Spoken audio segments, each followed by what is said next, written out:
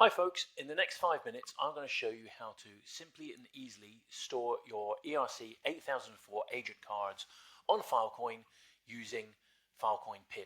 This gives you decentralized verifiable storage. So what's the problem? You can't store metadata on-chain because it's too expensive. You can use centralized services like AWS, but that defeats the whole point of decentralization. And you can use things like IPFS. However, you need to use a pinning service. Well, this provides a pinning service based directly on Filecoin. So Filecoin Pin gives you daily PDPs, proof of data possession.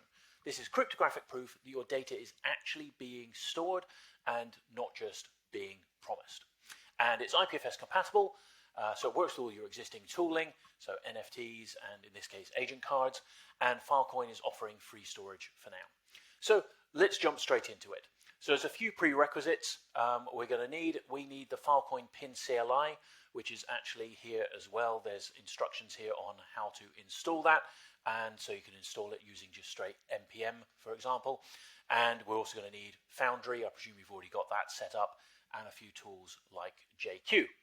You're also going to need some tokens, so you're going to need some TFIL on the Filecoin testnet, that's for gas fees, and you're going to need USDFC, which is used for the payment for the storage. And then you're also going to need some Sepolia ETH, because we're going to demonstrate this on the Sepolia ETH testnet. So I've already got my wallet set up with those. There's faucets listed there, so I'm going to assume that you've already got to that point then. So what are we storing? An agent card. This is an agent card according to EIP-8004, and this is a card I've created for the GitHub official MCP agent. So it's an MCP agent with an endpoint, and it's got a number of tools that we can use there. So first of all, what we need to do is we need to set up our payment service.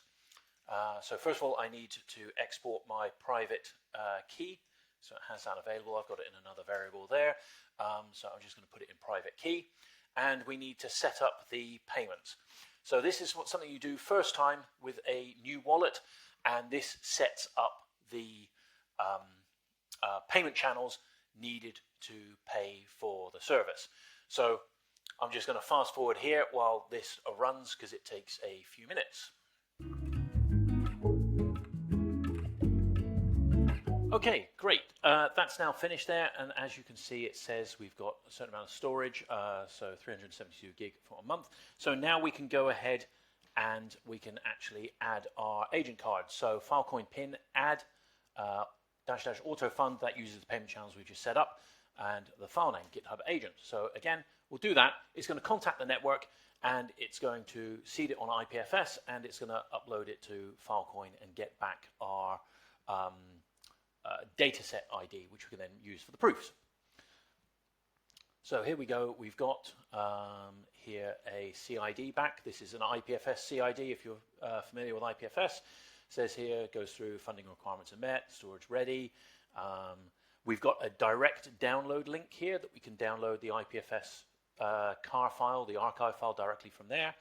There's piece explorers, and it's confirming. Let me just move here, confirming the piece is added on chain now, so it's just doing that.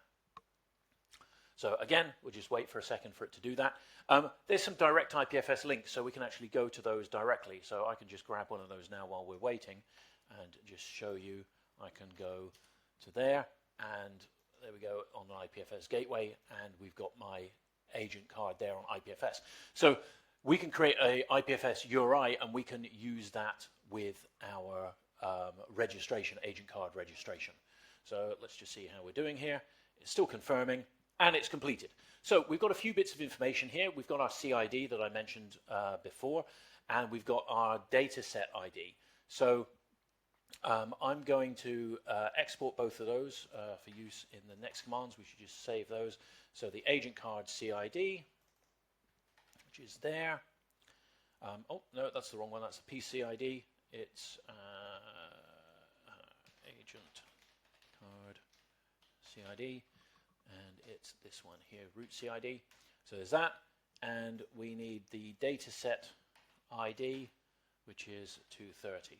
So now we've got those two there. We can actually go ahead and we can register our card on the network. So I'm going to use cast here, and I'm going to then get it to send this to Sepolia.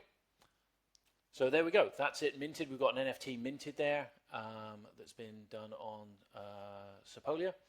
And we can actually confirm the transaction as well. We can, for example, use curl to get the CID back, so like we did just now. So that's our CID there.